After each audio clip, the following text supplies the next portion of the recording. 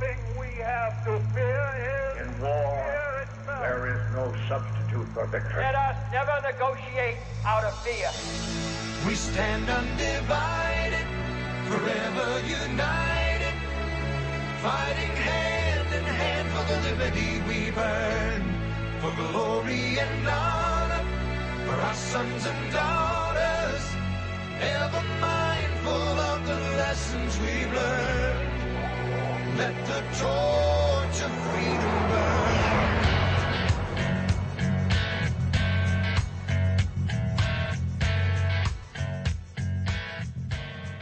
You found your way to the intersection of faith and politics. This is WallBuilders Live with David Barton and Rick Green.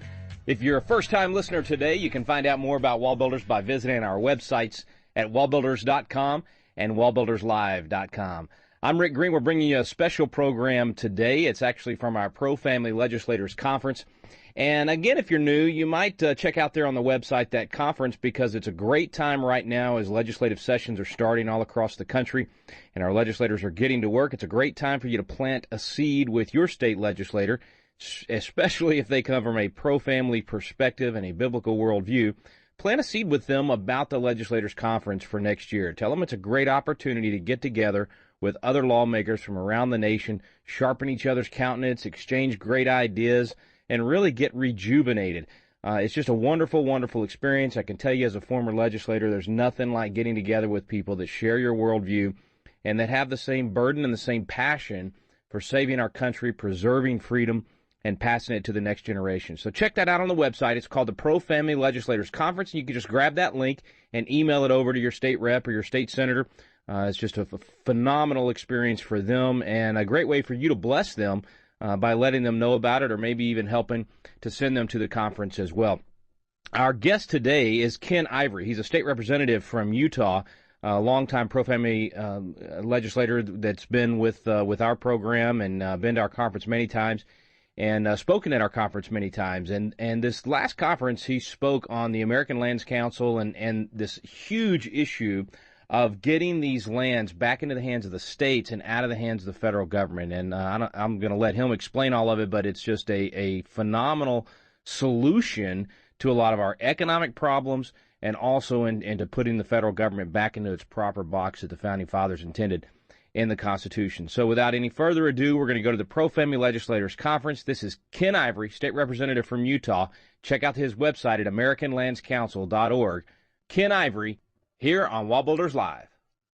Next speaker, Ken Ivory, state representative from Utah, that a number of years ago really got into the aspect of what is happening with the federal ownership of state property. Ken will explain a lot of how it goes, but if you saw what happened with the Clive Bundy in Nevada, all the wrong questions were asked there. You know, it was like, well, why does the question should have been, why does the federal government own all of those lands where they're grazing their cattle? Why does the federal government own that for 100 years? Since Nevada became a state, how come they didn't get their own state lands? And so this has become a question that also now affects many of the states in the East. States in the East don't have the same land issues the states in the West do, but what goes on with the states in the West actually has a dramatic impact with states in the East. So let me introduce you. You have a bio. I'm not going to spend much time with it, but Representative Ken Ivory from the American Lands Council out of Utah, a state rep there. Good information that we all need to hear. Ken, come on, bro.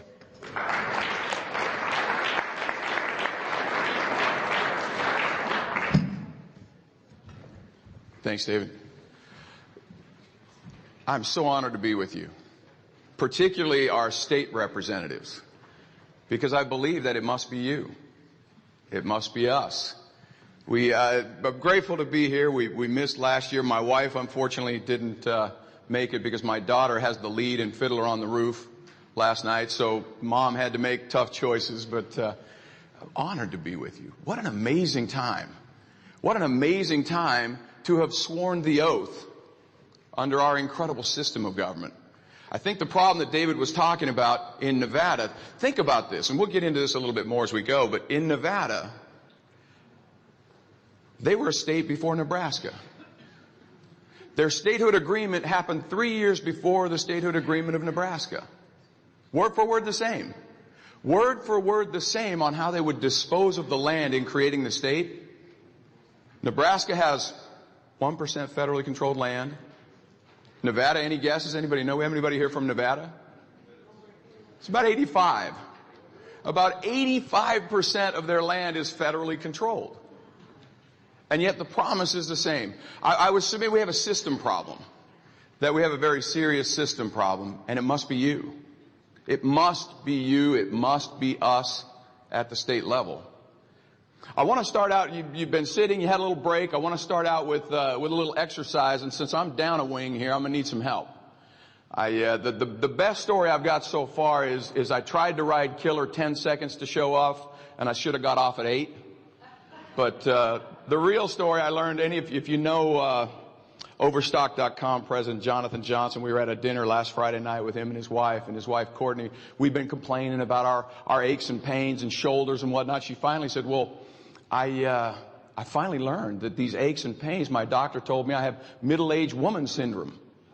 And so I know what's wrong with me now. So when you ask what happened, apparently I have middle-aged woman syndrome, because I just have a bicep tendon that's about to tear off, and so we're trying to keep that from happening. But I need some help right now. I've got some volunteers we talked to. Can I have you come up?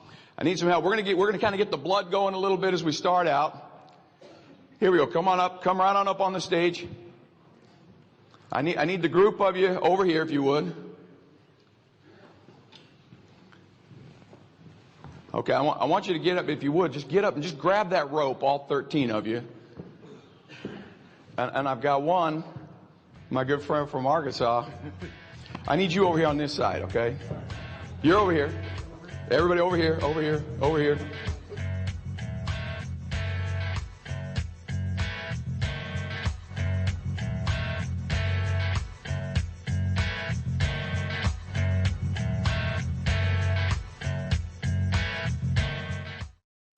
This is David Barton with another moment from America's history. Since the Ten Commandments have formed the basis of civil law in the Western world for over 2,000 years, an individual is more likely to find a copy of them in a government building rather than a religious one. Yet amazingly, numerous rulings over recent years now make it unconstitutional to display the commandments in many public arenas. Consider what Founding Father John Adams said about this. He declared, "The moment the idea is admitted into society that property is not as sacred as the laws of God, anarchy and tyranny commence.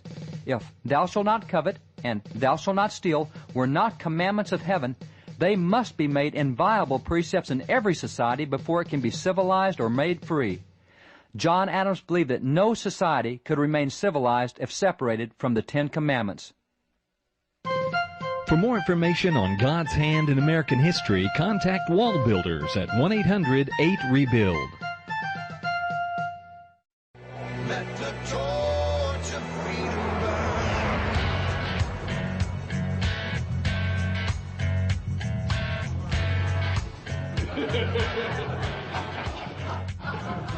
burn. Tim was nice enough to pull out the rope for us. I got Jerry over here. This may not work. This may not work. I got Jerry on this side. Okay, so. Would you hand me that little red thing back there? All right, so here we go. We're going to tug of war, right? You know tug of war. I mean, I used to love when the NFL players, they used to have this on TV. At the end of the year, they'd have these big competitions in Hawaii, and one of the biggest parts of the NFL team competition was they'd have a tug of war. And as a kid, I loved to see them all dug in the sand and these great big football players on the tug of war. We're going to recreate that a little bit here, okay? Doesn't that look just about like that? All right, so here's what we got to do. Everybody got a hand on the rope? All right, you know how tug of war works, right? We got to take this little flag right here. This is going to be our center post. We're going to take this. I'm going to tie that right here. Don't let go on me. Oh, he's digging in. You know what's going on. He's digging in. He's digging in. Okay. All right, you ready? Are you ready? Yeah, do we really want to do it up here on the stage? Well, yeah, but Dave's got good liability insurance. Okay. It's going to be fine. His liability insurance is really good. He told me before we started. Okay, so God, look at him, man. You see how he's digging in here?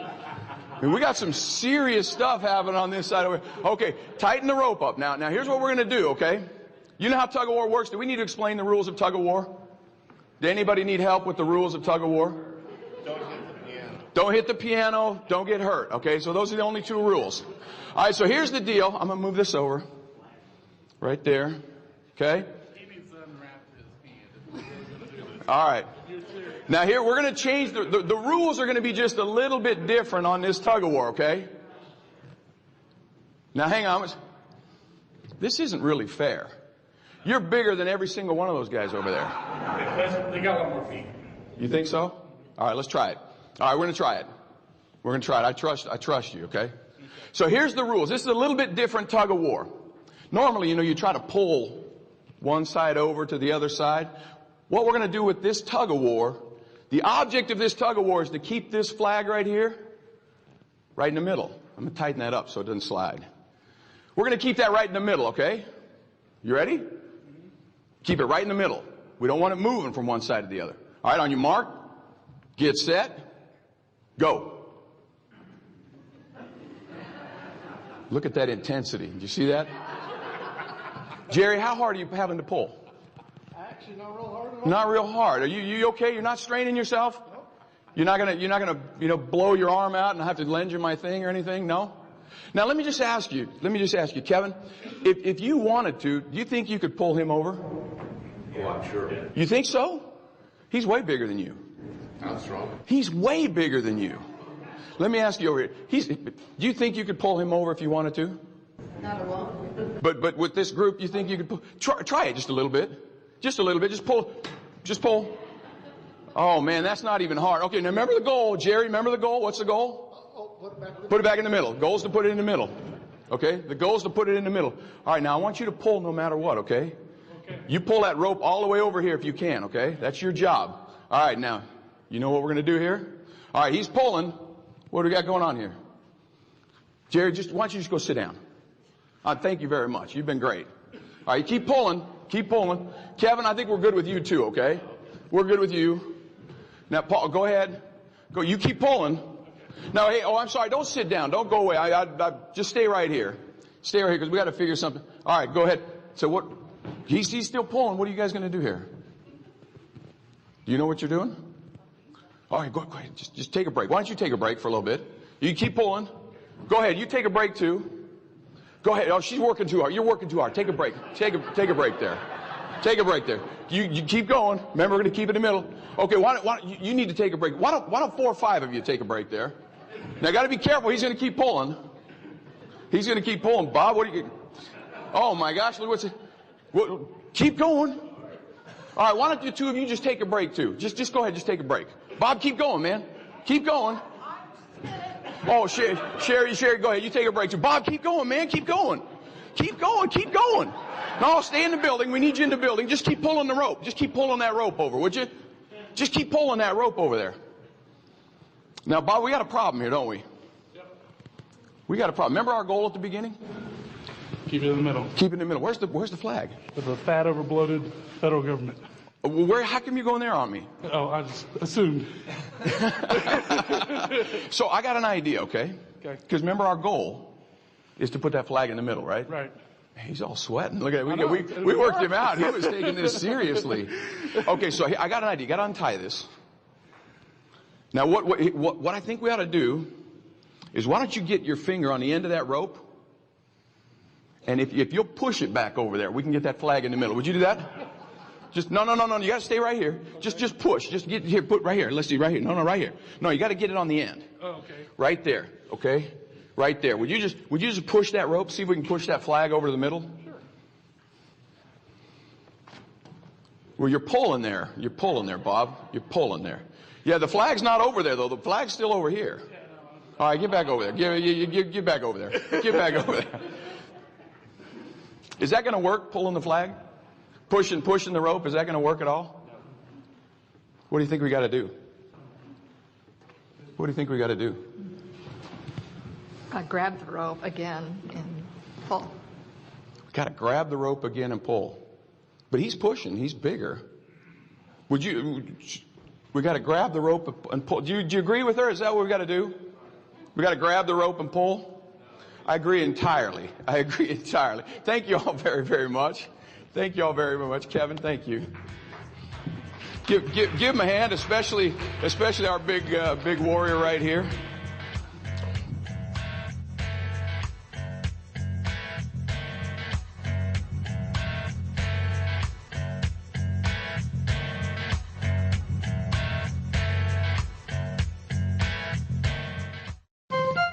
This is David Barton with another moment from America's history.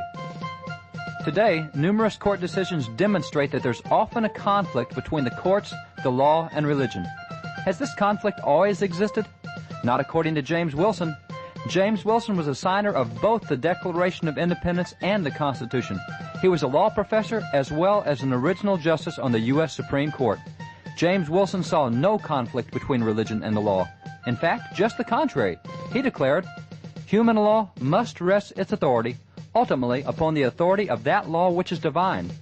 Far from being rivals or enemies, religion and law are twin sisters, friends, and mutual assistants.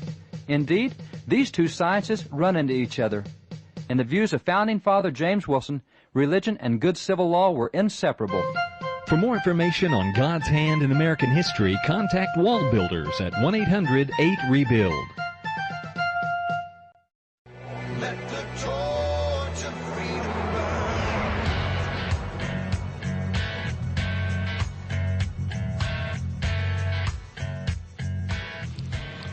You know, Bob was going to try really hard. He would try really hard to push that rope.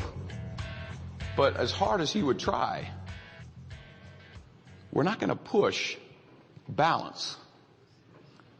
See, this right here would represent liberty. What have I got on there? My daughter gave this to me as I headed out. Buck the snuff. That's that kind of freedom. That represents that, doesn't it? Liberty and property and self-governance. And as much as we may have good people in Washington that want to push, it's never going to happen that way. Because there's supposed to be healthy tension in our very system of government. What Pastor Brooks was talking about and what Bob was talking about. A system. We have the most unprecedented, unique, divinely inspired system of government. And we got a system problem. We have a system problem where we're waiting for people to push. And we keep thinking if we just have a better policy, then maybe they can push that flag back to the middle. If we just had a better personality in Washington, they can push that flag back to the middle. But guess what all of you did under Section 6 of the Constitution, Article 6 of the Constitution? Every one of us. Every one of us. We're going to do it again in another month or so. Every one of us raised our hand and we said, we swear an oath to uphold and defend the United States Constitution. Why would state legislators do that? Why would we do that? Why would we be required under the system to swear an oath? That's what we're going to talk about. Because jurisdiction we don't understand is no better than jurisdiction we don't have. Jurisdiction we don't exercise is no better than jurisdiction we don't have. So let's look at some of this. W. Edwards Deming, he's the patron saint of just-in-time inventory in Japan. I lived over there for a number of years. Look at what he says. Every system is perfectly designed to achieve the results that it gets. Every system is perfectly designed to achieve the results that it gets. How are the results in our nation right now? We had a system that was perfectly designed to keep that flag right in the middle. And unfortunately, that tension, we've had states just drop the rope and say, we're waiting for some champion, some big guy in Washington, well-intentioned, no doubt, to push that liberty and property and self-governance back to balance, back to harmony. Let's have a look at some of this. We know where it starts. The federal government's control over property starts in Article 1, Section 817. They have exclusive legislation if they buy it with the consent of the legislature for certain purposes. And everything else is reserved to the states. Anything else not listed in Article 1, Section 8, there's a few other incidental powers. Everything else is reserved to the states. So we used to know where that line was. We used to know very well where that line was. In fact, for 150 years, we had 3%. The government operated on 3% of GDP. Do you have any idea what it is today? It's about 25% plus $1 trillion a year deficit, an $18 trillion debt, and nearly 5,000 felonies. We used to know where it was. FDR, congressmen given the right to legislate on particular subjects, but this is not the case in the great matter of important things of government, such as public utilities and banks and insurance and business and agriculture and education and social welfare and a dozen other important features. In these things, Washington must not be encouraged to interfere. You see, they knew where that flag was supposed to sit. And the states were pulling until they stopped. And so now, fortunately, just 2 years ago, we had this United States Supreme Court reminded us of what we're supposed to be doing to get to that systemic balance. Look at what they said. Federal government's expanded dramatically over the past 2 centuries, understatement of the year, but still must show that a constitutional grant of power authorizes each of its actions. But this does not, I don't know what's going on with the slide, this does not apply to the states because the Constitution is not the source of their power. This general power of governing possessed by the states, but not the federal government. It's called the police power.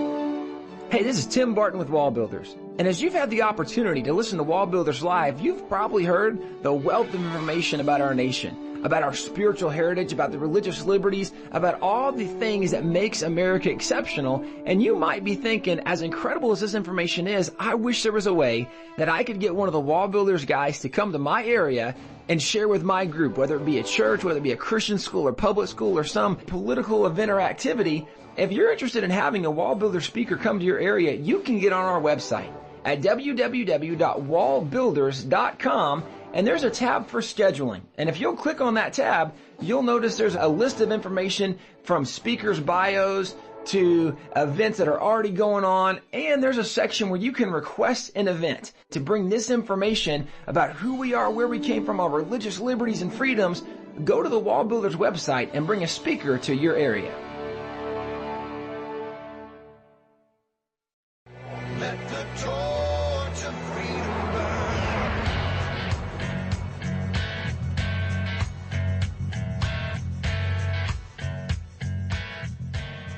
It's also called jurisdiction, the power over health, safety, welfare, the lives, liberties, properties of the people. In the ordinary course of affairs, the things that concern the lives, the liberties, the properties of the people were held by governments more local, more accountable than a distant federal bureaucracy. The independent power of the states also serves as a check on the arbitrary power of the federal government. By denying any one government complete jurisdiction, federalism, that's that tug of war.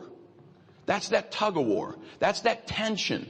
That's where the balance comes from. Federalism protects the liberty of the individual from arbitrary federal power. It's not about protecting the states. It's not about saying we're cooler and we have more power than you. Federalism, that tension, that tug of war, protects the liberty of the individual. I dare you to ask your attorneys, your state attorneys, what's our independent power that serves as a check on the power of the federal government? Jurisdiction, right? This is from Noah Webster's 1828 dictionary. The legal power, authority of doing justice, the power of governing or legislating. Remember that jurisdiction possessed by the states, but not the federal government. What is that? What is that? All right, folks, we're going to pick that up tomorrow here on WallBuilders Live. That was Ken Ivory you were just listening to at our ProFamily Legislators Conference. Ken's a state representative from the state of Utah and working on the American Lands Council in an effort to get these lands back into the hands of the states and the citizens and out of the federal government. One of the things we really enjoy doing for our listeners here on WallBuilders Live is we get all these great speakers at the Legislators Conference and other programs that we do, and we want to bring those to you and give you a chance to experience them as well. And over the last couple of months, we have shared several of the programs from this past Legislators Conference that we just had in Dallas. So if you go to our website at wallbuilderslive.com, over on the right-hand side in the menu there, click on Archives. And when you pull up the archives there, you can look at several different programs of folks that we had at the conference. And you can also go all the way back and get programs from other conferences as well. You can get our Good News Friday programs, get Foundations of Freedom Thursday programs. So there's a lot of information there that's available at your fingertips. And we would ask that if you like a program, let us know. Send us an email. Let us know that you enjoyed it. radio@wallbuilders.com. radio@wallbuilders.com. And then also share it with your friends and family. One of the best ways to make sure that we can secure this freedom for future generations is to help educate our friends and family. You can't just learn these things yourself. You got to share them with the people at work. You got to share them with your neighbors. You got to share them with your family. We have got to get an entire generation awakened to what we're facing in our country and the importance of taking action, of citizens getting involved. And you can be one of the catalysts in your community. So take all of these tools that we're giving you here on the program and put them in the hands of as many people as you possibly can. Every day on this program, we bring you whatever the hot issue of the day is, but we look at it from a biblical and a historical perspective. And the wealth of knowledge that David Barton brings, the original materials that he's able to tap out of that incredible library of his, he's making them available to you, and we encourage you to spread the word so that others can learn these things as well. We can learn so much from our past. It will empower us right now in the present here in our country, and it will help preserve the future for our kids and our grandkids. Thank you so much for listening today. You've been listening to WallBuilders Live. We stand under